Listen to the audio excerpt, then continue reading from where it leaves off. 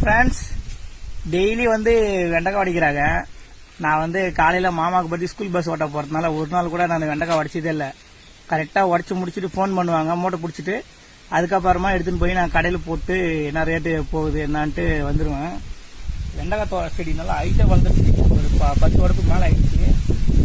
ஹைட்டாக வளர்ந்துச்சு. இன்னும் ஒன்றுமே தெரியல. செடி நல்லா 4 ஹைட்டுக்கு வந்துருச்சு. ஃபுல்லாக செடி ஹைட் பார்த்துக்கிட்டாங்க. ஃபுல்லாக நல்லா ஹைட்டாக இருக்குது எல்லாம் செடி. இது விதை என்ன என்னதாருன்னு தெரியல. தாத்தா வந்து கொஞ்சம் பேன் அதிகமாக உட்காருது இதில். நேற்று மருந்து வாங்கினதுக்குது, மருந்து அடித்து பார்க்கணும் ரிசல்ட் எப்படி வருதுன்னு சொல்லிட்டு.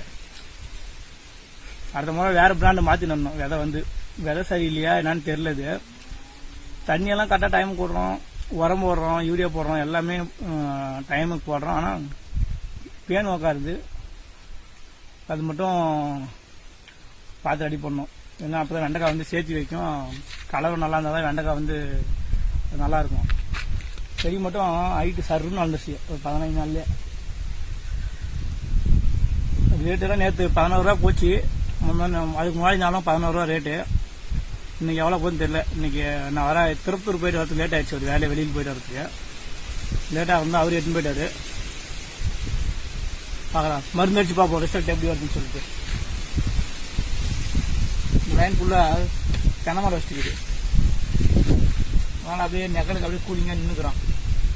மூட்டை எடுத்து போட்டோம்னா ஆனால் சட்டை போடுறதில்ல, அப்படியே இருக்குது. கட் பண்ணணும்.